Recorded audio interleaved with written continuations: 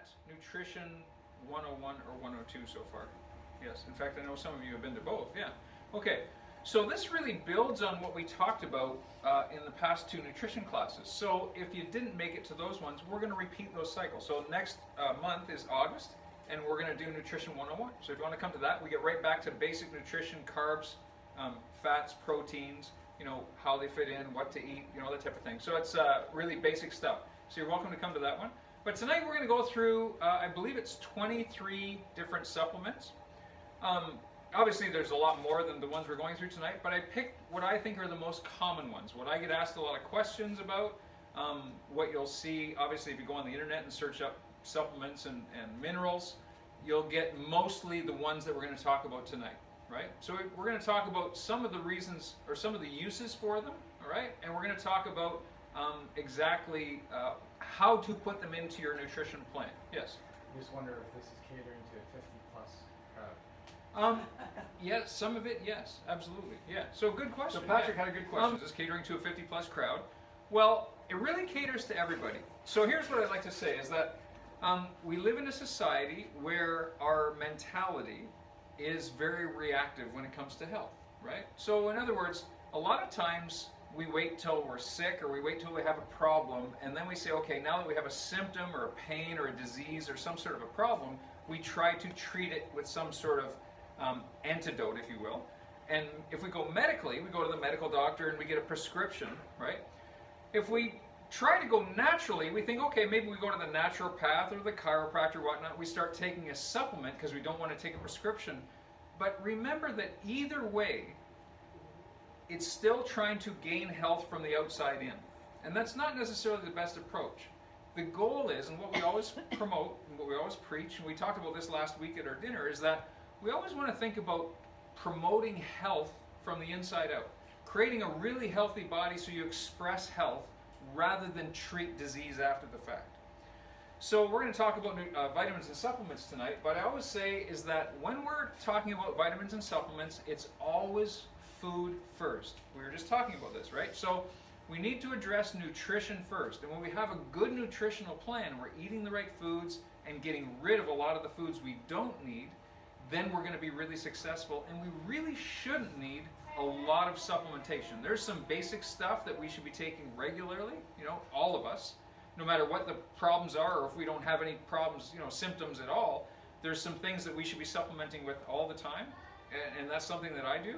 And then there's also some herbs and vitamins and supplements that we can add to our nutritional plan to help us get desired results in certain conditions, okay? And we're going to be talking about all that tonight. So please make this interactive. If you have questions, now I haven't put these in any specific order, okay? So it's kind of random. But we're going to start with a couple of ones that are very obvious and what I think are very necessary for everybody. So multivitamins, I would say this is something that everybody should be taking on some level. Now, the multivitamins you take should be specific to your age and your health status. So in other words, there's multivitamins for 50 plus, as Patrick has mentioned. You know, there's multivitamins for athletes, there's multivitamins for children, and they all have different ratios of common vitamins and minerals.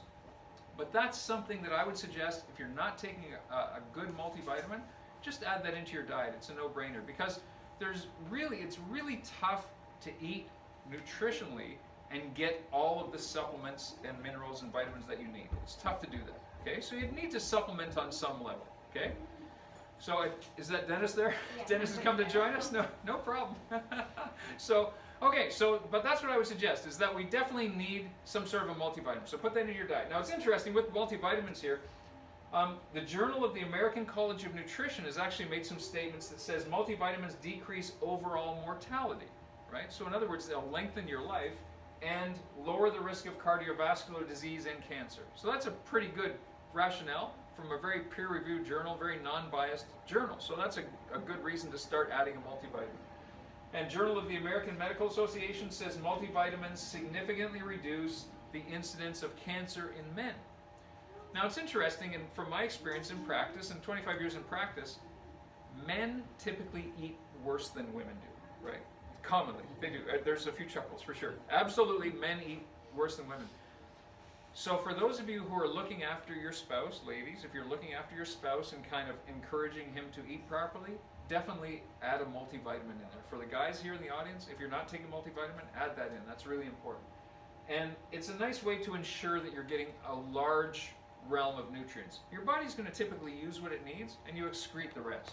Good way to tell if you're getting enough vitamins is that your urine is very golden, right? If you have golden colored urine, that's a good sign, because that means some of the vitamins that your body's not using are coming out, filtering through your kidneys and coming out through your urine, right? But it's a sign that you're getting a good supply of vitamins, okay?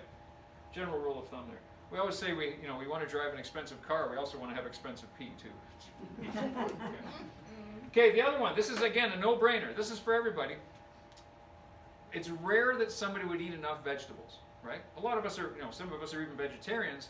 But to eat a well-rounded amount of vegetables where you're getting good nutrients, that's tough. And also too, keep in mind, even if we are a vegetarian, we're very conscious about the vegetables we eat. A lot of times locally, we have vegetables that are grown in depleted soil. Soil is very depleted of minerals and nutrients. It's also important to eat a lot of vegetables that are organic, because some vegetables are obviously sprayed with pesticides and things like that. So you want to try to be as organic as possible when you're eating vegetables. Now, if that's not what you're doing, and I'm going to be honest with you, that's not what I'm doing. I don't eat a lot of vegetables. I really don't. I certainly, when I'm focused and I'm really conscious of my nutrition, I'm taking the time to plan and prepare. And I made a nice dinner tonight for everybody with some nice mashed cauliflower, and I add a little garlic to it. It was really good. It's like faux potatoes. Have you ever heard faux potatoes? So instead of mashed potatoes, we mashed cauliflower, put garlic in, and I put a little coconut oil in there. And it's really tasty, and some asparagus and broccoli and things like that. But I don't have time every day to do that. So every day I take greens powder and I add a scoop of greens to I have a greens drink in the morning. Sometimes it's in a protein shake, sometimes it's just greens in water, or greens in unsweetened almond milk, but definitely that's something to put into your nutrition, right? So if you're not taking greens, I would encourage you to try it. And there's all kinds of different... Okay, omega-3s, right? Omega-3s is obviously a good essential fatty acid. Now, there's and everybody's heard probably the omega-3, 6, and 9, right? So now, omega-6 and 9, they're pretty plentiful. You don't really have to work too hard to get omega-6 and 9, especially if we're eating our standard Canadian diet. They're found very plentifully in a lot of foods. Omega-3, you got to really work to get in. And that's found a lot of times in fish oil. So if you're eating salmon or fish, you typically are going to get some good omega-3s, nuts, green leafy vegetables, avocados, almond butter, things like that. You're getting some good healthy fats there, okay?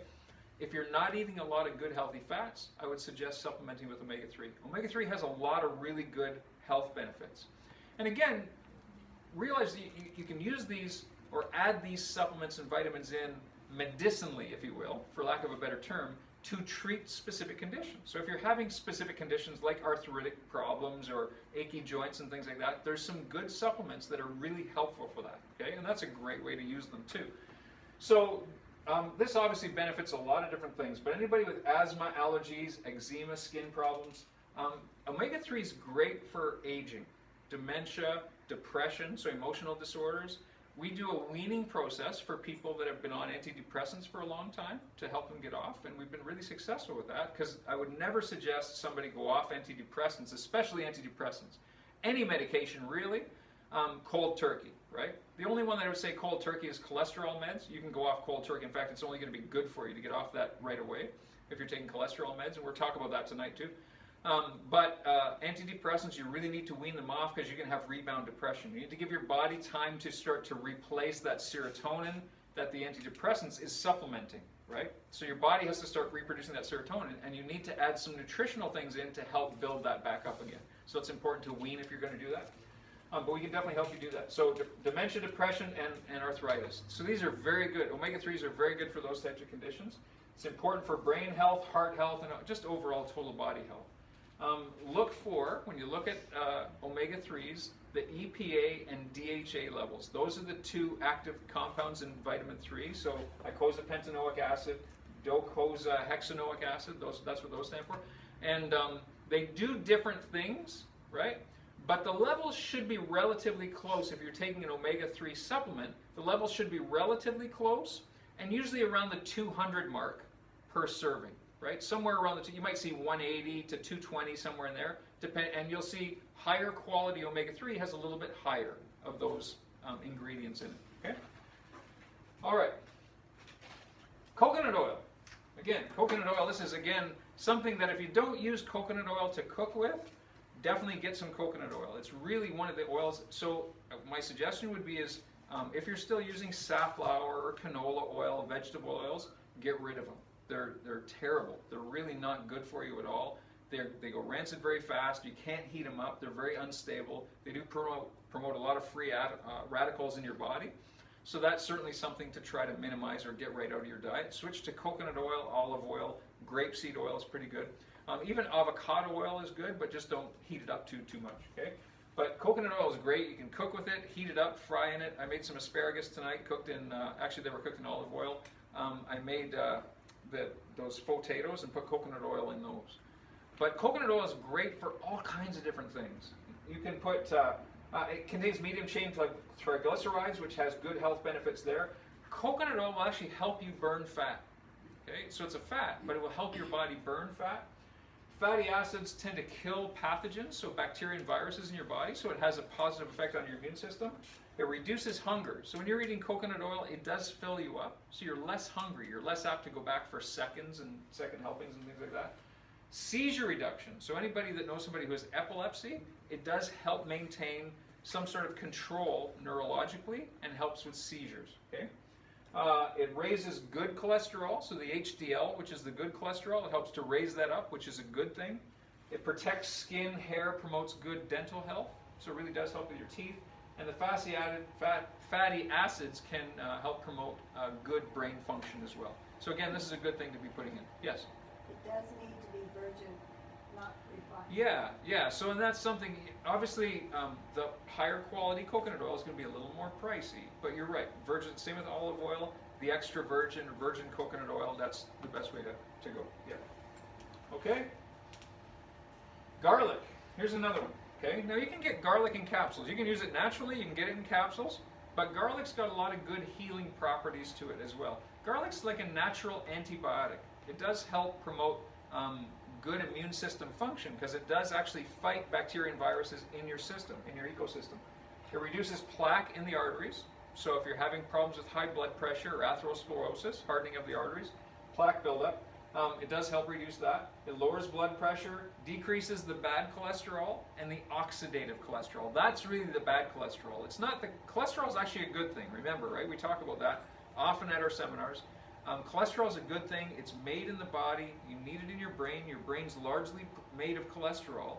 So lowering your cholesterol, so if anybody's taken Lipitor, Crestor, those types of meds, you got to get off them because they will lower brain cholesterol. I'm having a hard time speaking today. Holy smokes. Cholesterol. And they will lower that brain cholesterol and they will actually promote dementia. It's been shown to promote dementia. So long-term use of cholesterol meds will promote Alzheimer's and Parkinson's, things like that, some dementias. Okay. It lowers triglycerides, it inhibits platelet clumping, lowers blood sugar, it's an anti-cancer agent, antimicrobial, so it increases immunity, and chelates. Now this is interesting. Chelation is something that binds to toxins in your bloodstream and in your body. So a chelating agent, like for instance garlic, there's other chelating agents, will bind to, for instance, heavy metals like mercury or lead. So let's say, hypothetically, let's say you go get the flu shot, right? Flu shot has mercury in it. There's going to be mercury floating around in your system. Garlic is a good thing to do because it'll actually chelate to the heavy metal and help flush it out of your body. Okay, so that it doesn't lodge in the cells and cause all kinds of problems. All right. Colin, Yes. is some garlic sold that is doesn't have smell? Good. Okay, we were just talking about this. Yeah. Okay. Does it work the same? Great question. So there's a product called Kyolic, which is non-scented garlic. Hi, Pat. Non-scented garlic, and Kyolic is not as good as natural garlic because it's been processed. So some of the healing properties, still good, don't get me wrong, there's still going to be benefits to it if you don't want to have that garlicky smell, because if you eat garlic capsules, you'll belch up garlic, you'll taste it. But if you want to get the non-scented garlic, Kyolic, it's been processed. So it doesn't have the same healing properties as regular garlic, right? Great question. Okay, magnesium. Now this is a good one. Okay, magnesium is really beneficial for a lot of different things. It's a supplement that I think a lot of people should take, especially if you're having health concerns or health problems. This is really a good one. One thing, and I want to just kind of clarify, I'll digress a little bit. There was like we've referred people to naturopaths when they need some, help nutritionally, or really some specific help with their nutrition, or or supplementation, right? They're fighting some sort of a disease or condition that is kind of out of our ability to help with them, or it's gotten too far. So I'll refer to a good friend of mine is Alfred Hoke. Refer to him. We've referred to Lyle Leffler before. We've referred to some other naturopaths, but there's some now that I won't refer to because their stance is just add. And sometimes people come walking out of there with 12 different vitamins and supplements and a bill of $400 or $500. And it's not really the bill that I'm concerned about, but I'm just saying is that what we need to do is get to a point where our body's using the things that it really requires and really needs that we're low in, rather than just add everything, right? So we really have to narrow it down. What you'll see tonight, you'll see a general trend that there's a lot of the vitamins and supplements we're going to talk to that are duplicating, right? They'll help with a lot of different things. There's a lot of supplements that help with blood pressure. There's a lot of supplements that are anti-cancer or antioxidants and things like that. So it's really important to start to refine what you're doing, not just keep adding vitamins and supplements, but work out a routine that works really well for you. And the routine of supplements that you have now might be different 3 months or 6 months or a year from now, right? It's constantly should be monitored and constantly should be changed. Sometimes it's based on the environment. Sometimes it's based, like for instance, for allergies. At different times of the year, you might want to change your supplementation.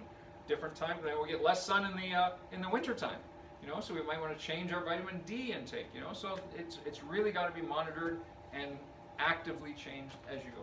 Okay. So here's all the benefits of magnesium, and like I said, it's one of the one. Magnesium is very largely found in your body, and it's involved in a lot of chemical reactions in your body. So digestive enzymes, it's involved in hormone production, it's involved in neurotransmitters. So it plays a very active role in your body. Helps with calcium uptake. So it relieves constipation. It strengthens bones. It helps to treat migraine headaches. Helps manage diabetes. It improves heart health. Relieves premenstrual syndrome, relieves anxiety, helps treat psychiatric disorders and dysfunctions, prevents asthma, increases energy levels. So if you're feeling kind of lethargic through the day, magnesium is a good thing to put in. Helps produce collagen, so soft tissue rehabilitation. So if you've got a lot of achy joints or muscle soreness and whatnot, it helps repair that.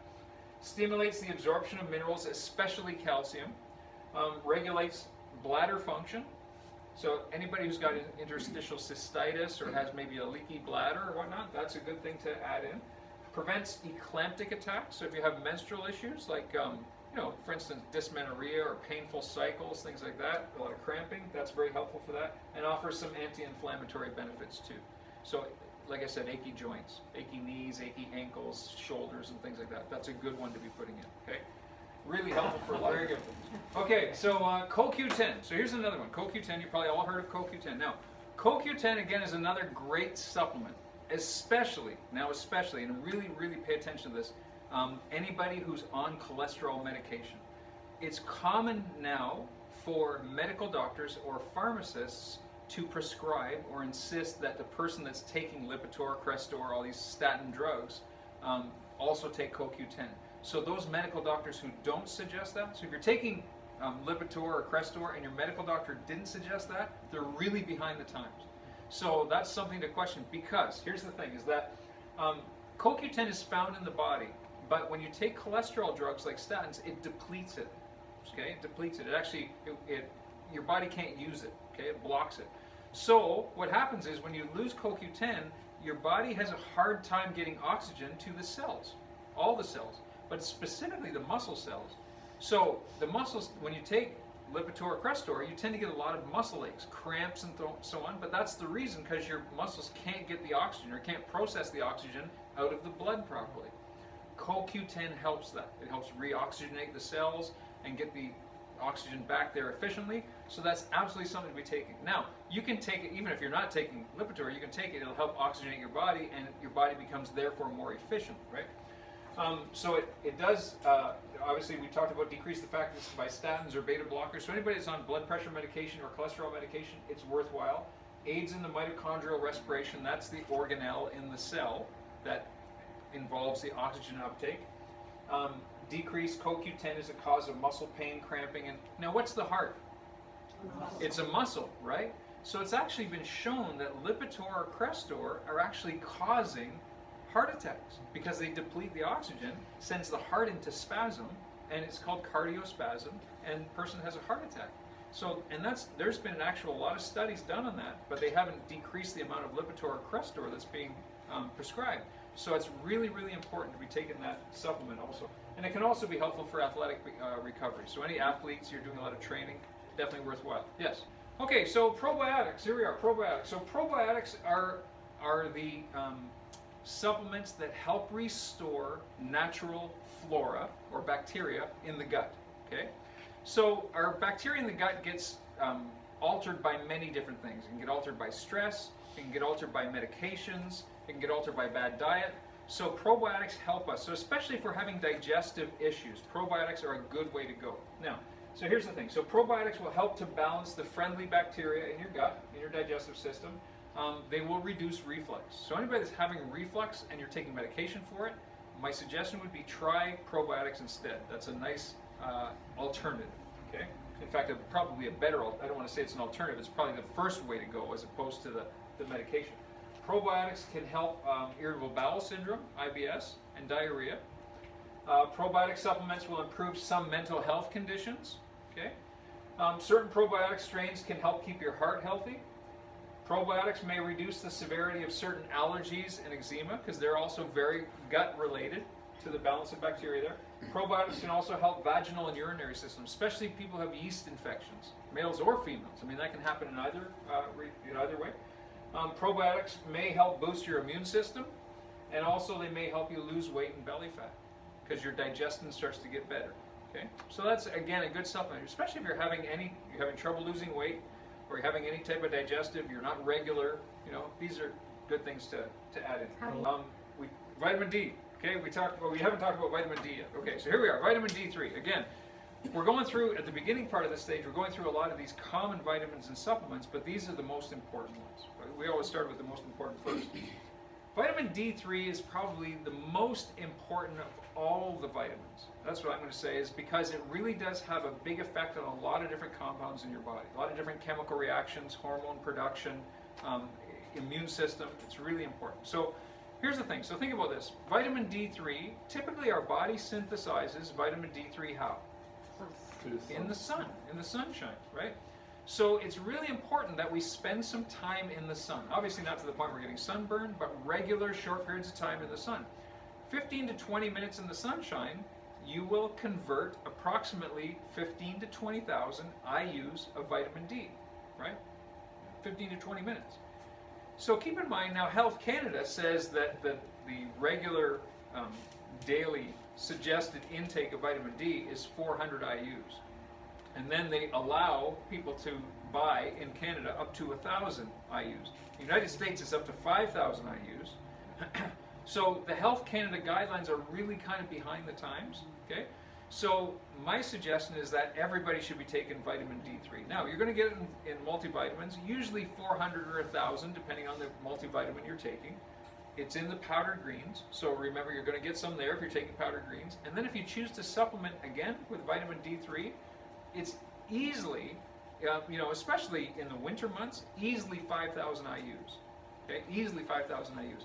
Now, even in the summer months, if you're not outside a lot, it's still worth taking at least half that, 2,500 to 3,000, 5,000, depending on what you're trying to accomplish in your body. But I would say absolutely that's something to be taking on a regular basis. Okay, because the reason vitamin D3 does have a big effect on the immune system, it does reduce depression. We call it the sunshine vitamin. So anybody that's having any type of mental aberrations, bipolar disorders, depressive states, sadness, vitamin D is definitely an important thing to get in there. It does boost weight loss, and it does fight all these different conditions like heart disease, multiple sclerosis, because it has an effect on the nervous system, insomnia, so if you're having any sleeping issues, dementia, Parkinson's, the flu, and cancer. Okay? There's actually videos on YouTube that you can look up that show vitamin D actually fighting, destroying cancer cells. So it's a really important treatment for those people who are suffering or have been diagnosed. Okay? But it's a good preventative treatment as well. Yes, Nora? So can you overuse it when you use the pills And with other greens, Okay. can you overdo it? That's a great question. So there's a lot of controversy there, right? Or I shouldn't say there's a lot. There's some controversy there. Vitamin D3 is a fat-soluble vitamin. Okay, there's 4 fat-soluble vitamins. There's D, E, A, and K. They're fat-soluble, so they will build up in your system. However, to overdose on vitamin D3, you'd have to be taking probably 6 digits a day. You know, like 100,000. It's almost impossible to overdose on vitamin D3 unless you're constantly putting it in. So it'd be really hard to Yes, overdose on the it. reason why I ask, I use vitamin D3 and I eat a lot of greens. Yeah, good. So I was just wondering if, you know, you can overdo it. Yeah, I would say. And so, how much vitamin D3 are you taking? Just take one for the Like- day. 1,000. Yes. You take so yeah. So you're no concern at all. No, not a concern at all. Yeah. If you were telling me you were taking 50,000 or 60,000, no, then I'd be concerned. You know, I'd say maybe you want to cut that back, but no concern at all. Okay. Okay. Vitamin K. So here's another fat-soluble vitamin, right? Vitamin K is largely untalked about, right? This is one of the less popular vitamins, but it is very important for a lot of different things. So vitamin K really does support heart health by reducing hardening of the arteries. So it does help metabolize calcium and gets calcium to the bone, right? If you're low in vitamin K and you're eating foods with calcium or perhaps even supplementing with calcium, what happens is the calcium doesn't necessarily go to the bone, it goes to the arteries and causes calcification of those arteries. And that's not a good thing, right? So vitamin K helps that calcium get to the bone. So that's one of the main reasons to take it. It does fight osteoporosis, so for the females who are getting into their 50s, 60s, and 70s and so on, that's a good reason to take it because it will help your bones stay strong, especially if you were a smoker or if you're inactive. You have a much higher risk of osteoporosis. So that's a good reason to start taking vitamin K. Helps with menstrual pain and cramping, right, and bleeding with menstruation. So if you're having any issues there, good reason to take vitamin K, PMS symptoms. It helps maintain healthy teeth and gums. And also helps fight cancer cell growth. A lot of the fat-soluble vitamins you'll see do help fight cancer cell growth. Yeah. The best calcium magnesium supplements now have D3 and K in them. Right. So that So they're calcium added together. They Yeah. work synergistically. Yeah. How much K should you take?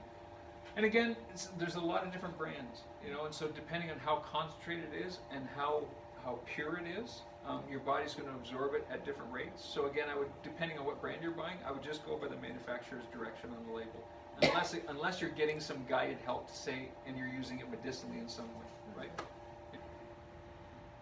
There we are. Okay, vitamin E.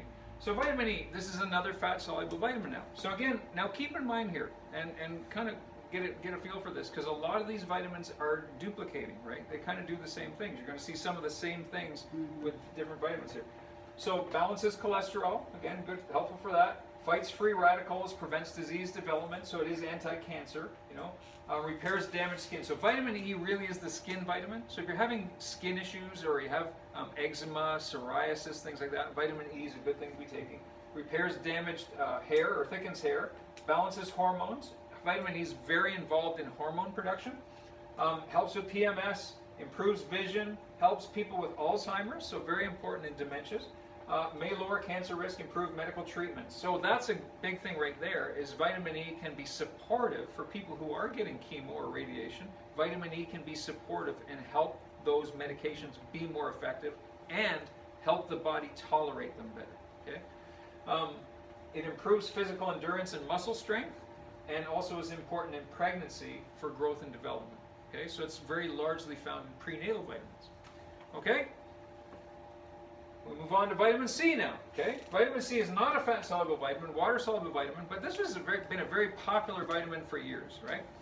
So vitamin C is really involved. Its main use would be involved in replacing soft tissues and collagen in the body, right? So remember back in the days of the travelers and you know, especially the English traveling on the ships across the ocean, they would fill the ships with boxes of what? Limes. Limes, right? They fill them with limes. They called them limeys. You're a limey. You're from England. You're a limey, right? But that was the reason why, because they filled them with limes. because that would give them vitamin C. So that would avoid them getting, what's the disease associated with it? Scurvy, exactly. They would avoid getting scurvy because they had those limes there to get the vitamin C, and their teeth wouldn't fall out. So that's one of the main reasons to take vitamin C, is for good replacement of good collagen and soft tissues. But it does have some other benefits too. It improves mineral absorption. It lowers risk of gout. So especially in men, men are more prone to gout than women are. So if your big toes all hot and swollen, it's usually a sign of gout. Vitamin C is a good antidote for that. Usually that's from red meat and beer. I don't know if you know that, but that's why guys get it so much. It's steak and beer. Yeah, it's steak and beer. So I had to stop going to the keg 4 times a week. It fights free radical damage. It fights off colds and flu. So it is a boost for the immune system. And that used to be largely thought. You remember Linus Pauling used to overlook. He was the main sort of wave breakers for vitamin C. He used to really overdose on vitamin C when he was getting flus and colds, and really did a lot of studies on that. And it is helpful for the immune system, but not as much as vitamin D. Now it's shown scientifically. So vitamin D is much better for the immune system than vitamin C ever was. Okay, it does help fight stress, so it improves the stress response, stressed immune system. Helps cancer treatment, lowers risk of stroke, and improves physical performance, especially in the elderly. Right, so it does help keep the elderly a little more limber, better muscle tone, and joints and reformation of collagen and so on. Okay. Vitamin A. So here's our last fat-soluble vitamin. Vitamin A is really known for eyes. Okay, vitamin A has components that really do help vision. So it protects eye health. That's one of its main focuses. It does support immunity, relieves inflammation. You kind of see the trend, especially with the fat-soluble vitamins. Keeps the skin glowing, cancer-fighting properties, right? Every fat-soluble vitamin is helpful for cancer fighting, right? So that's certainly something to remember, that if you know somebody, or God forbid it's one of you, ever get diagnosed, fat-soluble vitamins, definitely start really making sure your body is plentifully supplied with fat-soluble vitamins. It boosts bone health, reduces cholesterol, aids in reproduction and development, okay? Promotes tissue repair, and again prevents urinary stones. Okay, so if you're getting bladder stones, kidney stones, things like that, help prevent those. Okay, taurine is one of the amino acids. So it's amino acids are breakdown products of protein, right? So when protein breaks down, it breaks into amino acids. Okay, and there's I believe, I can't remember my biochemistry, but I think it's 23 amino acids. Anyway, so, and some of them are very essential for your body. Taurine is very involved in a lot of good chemical reactions for the body, especially, now here's the big one for taurine. What it does is it breaks down into something called gamma-aminobutyric acid, GABA. So you'll see that, and that's a very common term now in nutrition and supplementation. You'll see supplements that just say GABA, G-A-B-A. So if you see GABA, that's what it stands for, gamma-aminobutyric acid. Taurine is the precursor to that.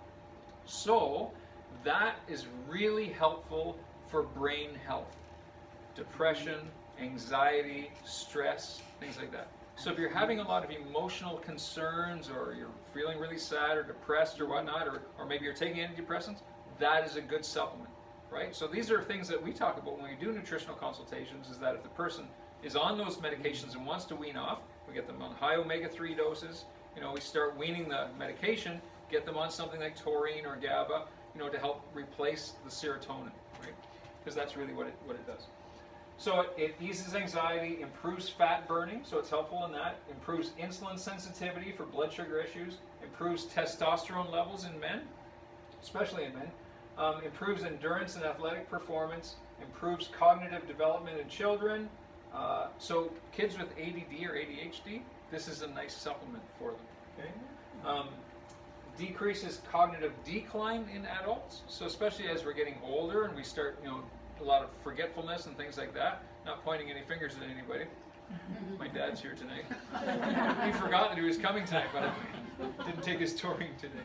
So anyway, so it decreases cognitive decline in adults. So it can be very helpful for anybody, like for instance, adults in nursing homes that are suffering from dementia, things like that. This really should be a regular supplement. It should be given widely to people in nursing homes. Yeah. Yes. So is it mixed with like magnesium or another supplement? Oh, so that's a great question. So yes, there are all kinds. And keep in mind, there's lots of different formulas on the market. A lot of different companies have experimented with, you know, adding taurine and magnesium and then adding it to powdered greens and things like that. So you got to kind of be buyer beware. Knowing what each thing does is good. So if you can have an idea of what you're looking for or what you're trying to accomplish nutritionally, then you can say, oh, okay, here's a brand that has magnesium and taurine in it. It's higher in taurine levels, and it comes in a powdered form. It's got greens, and it's also got vitamin D, and it's also got this and that in it. Then you say, hey, this might be a good choice for me, right? And as opposed to saying, okay, I need a bottle of taurine, I need a bottle of this, I need a bottle of vitamin D, I need a bottle, you know. So that's probably a better and less expensive way to go if you're combining. And absolutely, and I want to make sure that I'm being very clear. I'm not suggesting to go out and buy all these different supplements. To know what each of them does is important. Yeah, and then, like I said, there's all kinds of different formulations on the market. And it's always the company that's coming out with this new formulation that somebody else hasn't done before that thinks their product is going to be better and more supreme than everybody else, right? So good point. Yes. Is this in the veggie greens? Is this one here in the veggie greens? Yes. So you'll find this is actually more so. There might be some in veggie greens, but in whey. So like whey protein breaks down into amino acids, and taurine is very. And you'll see, like for instance, you'll see marketing. So here's one of the things: sport drinks. Right, so a lot of sport drinks, like for instance the Powerade or some of these Monster energy drinks, you'll see right on the label, added taurine, right? And that's the reason. That's not necessarily the best source of it, but to get it through protein supplementation, like whey, and we'll be talking about that in a few minutes, but that's probably the best place to get it, okay? Yeah. All right, so improves cognitive development, we talked about decline in adults. Taurine, and this is something too with sleep disturbances. Taurine magnesium combination, as you mentioned, definitely helps sleep and wakefulness. So it'll help you sleep better and be more awake through the day, as opposed to, you know, being up half the night and then feeling groggy through the day, right? Because a lot of us go through that. I mean, I've gone through that too, and I know every time I go through that, it's my nutrition or it's my supplementation. And so I say, okay, if I'm feeling groggy through the day, I got to change my nutrition somehow or my supplementation. And most times it works. Okay? So if that's something that you're suffering from, or you know somebody who's suffering from that, that's an absolute good reason to have a nutritional consultation, or to just start changing your supplements. Right? Okay, good stuff. And that's a good point, because you'll see that some minerals and supplements are better absorbed with other minerals and supplements. Like for example, we talked about that calcium and vitamin K relationship, right? So somebody who's taking just a plain calcium supplement, you may end up it may be causing harm to your body if you're not getting enough vitamin K, because you're actually putting calcium in, it robs calcium from the bones, hardens the arteries, and so that's where you need vitamin K to get that calcium to get to the bone and have it absorbed by the bone. So that's a good point. So again, the more knowledge is power here. Okay, so we're going to talk about vitamin B here. Okay, vitamin B is in Bob. Yeah, vitamin B is in Bob. Okay, so vitamin B is a huge complex. So what I did is just to show you the main constituents of vitamin B that are talked about. I broke it down here, but we're not going to talk about every single one because they all have different things that they do. But then we're going to talk about a vitamin B complex. That's really the most common one.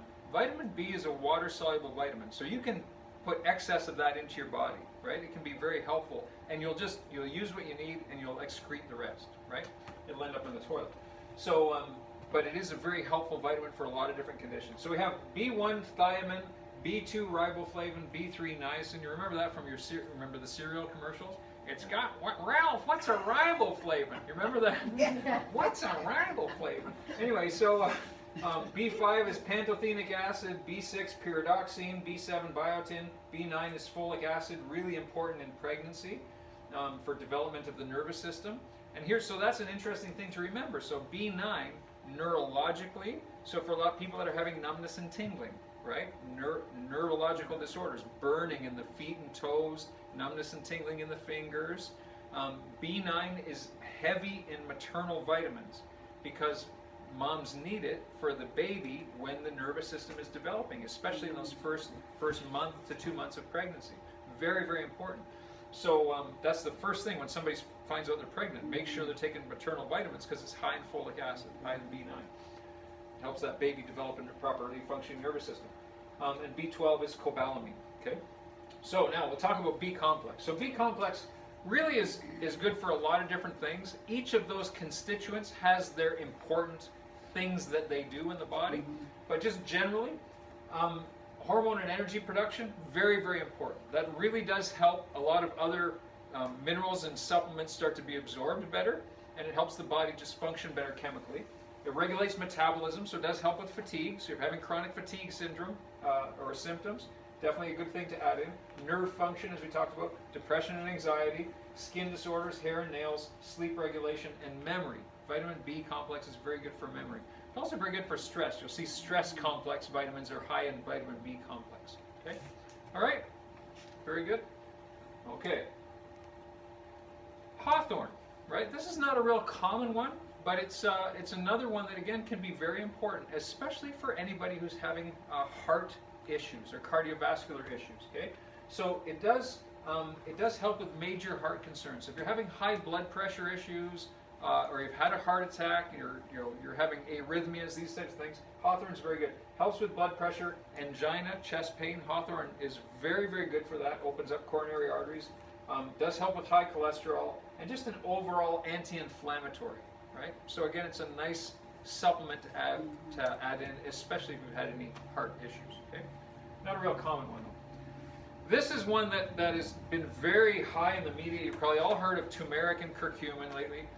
It's really been very useful, especially in the last few years, found to be very useful for a lot of different things. Very, very helpful. It was really a staple in Eastern world diets. Okay, so Asia, India, very high there. And of course, they're some of the healthiest people on the planet. They live a long time. There's a very low obesity rate. They have minimal incidence of cancer and heart disease over there. And a lot of it's been attributed to their diet, right, in those parts of the world. So curcumin and turmeric is very important. Now, to really clarify here, turmeric is the spice or the herb. Curcumin is the active ingredient in turmeric. Okay, so curcumin is in turmeric. They're not two separate things. Okay, but turmeric is the thing that makes curry yellow. Right. So if you've had curry powder, it's the turmeric that makes it yellow. Curcumin is the active ingredient in the turmeric, as we mentioned. It's a powerful, very powerful antioxidant. Okay, so it's very helpful at cleaning up your body, getting rid of free radicals. It's very much of an anti-inflammatory. So if you're having a lot of inflammation, achy joints, a lot of pain, that's a great thing to add in. Boosts brain hormone, BDNF, and that creates neuron growth. And I looked up BDNF, neurotropic factor, brain-derived neurotropic factor. Yeah, I remembered it. I was thinking, I got to remember that. Brain-derived neurotropic factor, and that creates neuron growth. So again, let's say somebody's been suffering from memory loss, dementia issues, things like that, on the verge of Alzheimer's. Good, absolutely good thing to start adding into their plan. Okay, helps to clear amyloid plaques in Alzheimer's. So it actually clears out the main cause. It's been shown scientifically. Amyloid plaques, or those aluminum plaques, are the main cause of Alzheimer's disease. Helps to clear those out. It improves endothelial cells, which are the cells on the inside of the arteries in heart disease. Has been shown to limit cancer cell growth. It's been shown to be more effective than arthritis medication. So that's huge. So people that are having achy joints, shoulders, knees, and things like that, this is a good one to add in. Okay, it can be used in that medicinal sense to help treat those conditions. And it also has been shown to be effective as Prozac, which is a very powerful antidepressant to treat depressive disorders. Okay, so really worthwhile herb and supplement. Yes. Chlorella and spirulina. Okay, now again, these are perhaps not as common as the other ones, but again, very popular and used very widely. Okay. So these are good detoxifiers. Gloria and I were talking yesterday about milk thistle, right? Milk thistle is good for the liver detoxification. Chlorella and spirulina are good detoxifiers as well. So it detoxifies heavy metals. So if you're worried about mercury, like for instance, if you've had mercury amalgams or you've had your amalgams removed, those silver fillings in your teeth, good thing to add in, chlorella and spirulina. It detoxifies radiation and chemotherapy because they're very, very damaging on the body. So if somebody's having those, going through cancer treatment medically, chlorella, spirulina would be a good thing to add during that time specifically. supports immune function, promotes weight loss, enhances a youthful look, keeps the body vibrant, keeps the body looking youthful, especially the skin. It's an anti-cancer, and it does lower blood sugar and cholesterol. Again, so it's good for a lot of different things. Okay. Iron supplements. All right. So iron supplements, and so here's my opinion on iron supplements. I would say iron supplements are very helpful when needed. Iron is very readily available in most foods. So if you're eating a good nutritional diet, you're eating a lot of good supplements, like for a lot of greens, a lot of leafy vegetables, you're eating good protein sources, whey, things like that, you're gonna get a lot of iron, right? You shouldn't be an issue. But here's the thing, if you're having conditions, then iron supplementation can be very helpful. So for instance, fatigue, weakness, dizziness, and difficulty concentrating, they're the main things that iron can be very helpful with. So if you have a brain fog, or people that have vertigo, we've seen a lot of vertigo this year. Iron supplements are a good thing to add in. Pregnancy, menstruation, where you're losing blood, obviously, good thing to add in. Dialysis, if anybody's on dialysis. And if you're a very hard exerciser, for instance, if you exercise regularly, iron supplement's a good thing to put in. Okay? Kids with ADHD, great supplement to add for ADHD or ADD. Okay? Long-term use of antibiotics. If you've had a lot of antibiotics, or especially children, a lot of antibiotic use, good thing to add in. Heart and cholesterol meds also deplete iron. So the Lipitor, the statins, the beta blockers, the Ramipril, atenolol, all that stuff. Iron supplements would be a good thing as well. Okay. All right. Whey protein. Okay, we're getting close to the end here. Whey protein, and this is another one I would say, this is a no-brainer. So for those of you who don't do protein supplements, I would encourage you to try it, because it's a great way to supplement your nutrition. It really is a great way for a meal replacement, to have a protein shake or protein smoothie. If you want to lose weight, absolutely, you got to put protein supplements in. It's a no-brainer, because it works really well, and the health benefits of it are fantastic, and they're very well documented. So very easily digestible. Whey protein is very easily digestible. Now, it is dairy derived, but it's not the cow's milk protein that you're ingesting, right? What happens is whey is a byproduct of the production of cheese, right? So when cheese is when they take cream or the milk slurry, right, and they add a bacterial culture to it, the cheese is produced, and what happens is it separates into curds, which become the cheese, and whey, right? You remember your nursery rhyme, curds and whey. So the whey, it typically gets dried, and it'll get flavored and sweetened with certain things, and there's obviously higher quality whey. Now typically, the good quality whey comes from grass-fed cows that are not grazing on antibiotics or fed hormones and things like that. So grass-fed cows, you're getting grass-fed whey, so that's one thing to look for.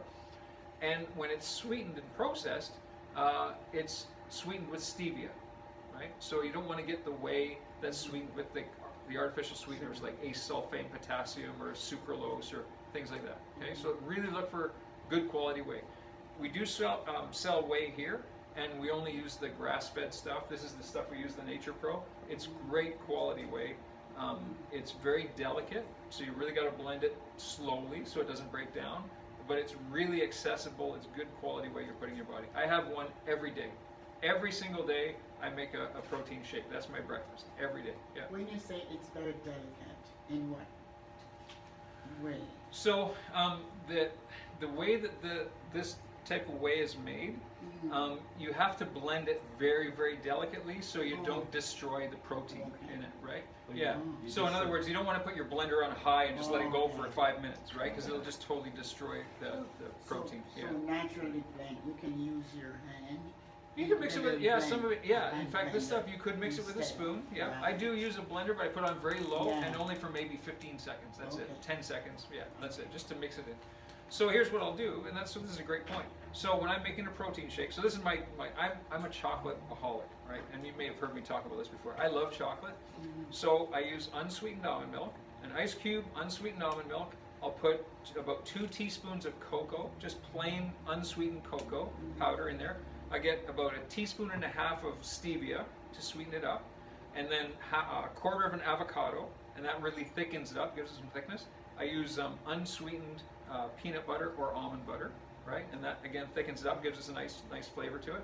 And then I'll put my protein in, right? So a scoop of Nature Pro and a scoop of veggie greens. And what I've been doing lately is I'll take a tablespoon of coconut oil and put that in too. And it is great. Like it's like going to Dairy Delight, you know, first thing in the morning. I love it. It's really tasty. Yeah. So and that fills me up, and I'm good right through lunch. Honestly, it fills me up for the whole morning. So. So very easily digestible. It promotes muscle growth and repair. That's the nice thing about protein, especially for athletic performance, but even as people age, to keep muscles strong as opposed to declining and depleting. It does lower blood pressure, helps to reverse diabetes, so it helps restore proper blood sugar levels, especially the type 2 diabetes, because typically type 2 diabetes is nutritionally induced, right? So if you're a type 2 diabetic, it's probably because your body's been bombarded with sugar all your life, your pancreas is breaking down, and now you have diabetes, but that can be reversible with proper nutrition, right? And this is a good way to start. It does have an anti-inflammatory effect, so it will help with joints, especially in the gut. So leaky gut syndromes or digestive issues, protein or whey protein is very helpful. It helps with glutathione, and glutathione is one of the main constituents now in the stress response. It gets really depleted with stress, with overactivity, and glutathione is one of the main antioxidants in your body. So it really does help with the inflammatory response. So that's a good thing to obviously get back in. And it does help you lose weight. So glucosamine and chondroitin. Now these are good ones too. I don't know if we have any in stock here, but this is one, and if we don't have any, I am going to order some in because this is very common, very popular, and very helpful for people that have chronic pain. So chronic pain in the joints. In fact, I just talked to Dad earlier tonight before we came in about, are you taking, because I know he used to take this in the past. It's been around for a long time. Yes, that's a long time.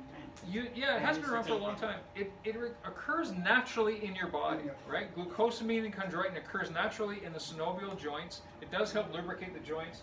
So it does help relieve joint pain with arthritic conditions. It does improve digestion and eases inflammatory bowel diseases, so Crohn's, colitis, things like that, irritable bowel syndrome.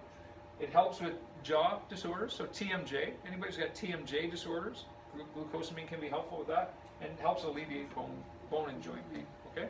Yes? It also helps rebuild the cartilage between your joints. Yeah. I have a question. When I first bought glucosamine, it always said chondroitin on the bottle. Right.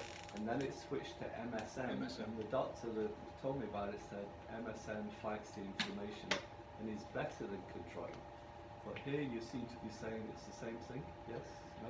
Typically you'll find them together. So now with most of the supplements you'll see glucosamine, chondroitin, and MSM all in the same supplement. three. Yeah. Okay. Methyl sulfonyl methate is the Yeah, MSM. but, Yeah. Yeah. So and that's what I would suggest is look for glucosamine, chondroitin, and usually you'll see MSM on the label as well. Yeah. So good point. Yeah. Yeah, it can be confusing, right? You know, looking at supplements can be very confusing. So knowing your stuff is very important. And that's why obviously getting advice and getting counsel on that is definitely worthwhile. Okay? All right. Kombucha. How many people have tried kombucha? Many of you have. Okay. This is, I tell you, and I've learned a lot about this in the last few years. It was actually Corey, when she was here, got us onto this. And it is fantastic, the benefits of this stuff. So really what kombucha is, it is a fermented tea. It's made with this thing called a SCOBY, which is a mushroom, and it's brewed with this mushroom, and it does ferment. So with the fermentation process, it really creates a lot of probiotics within the tea, within the kombucha itself. So when you drink it, it does help restore natural gut processes. Okay, so it's worthwhile to do, and in fact, Kim, she loves it. We've got all kinds of different flavors of it. It's relatively low in sugar. It does have a little bit of sugar in it, but relatively low. But she'll have a little glass of that every day. Like not much, just like a Dixie cup full every day. And it does really help restore natural gut bacteria. It's great for weight loss and blood sugar control. So if you're having trouble losing weight, kombucha is a good thing to put in once a day. Helps you burn fat. It's very high in antioxidants, kills bacteria and candida. So if you're having chronic yeast issues, candida issues, kombucha is one of the first things to put in. So you have it in the tea, or Just no, the kombucha. Just the tea. Yeah, the kombucha itself in the bottle is a fermented. We call it a fermented tea. We keep it in the refrigerator so it's cold, and you just drink it just out of the bottle, just in a little cup out of the bottle. Yeah. Farm Boy is actually selling it now. Yeah, it's you can almost get it everywhere. In fact, you see it in the grocery stores now. There's all these different kombucha drinks and whatnot. It's very, very common. Yeah. This one is made locally. This is a lady in Burlington. We've just that's the only one that we carry. It's really good. There's a lot of different flavors of it. It's very, very tasty. And so if you haven't tried one, definitely worthwhile trying. It's not that expensive. It's about $12 a bottle. And what we do, we have a special here that if you want to get a case, because it has about a year shelf life.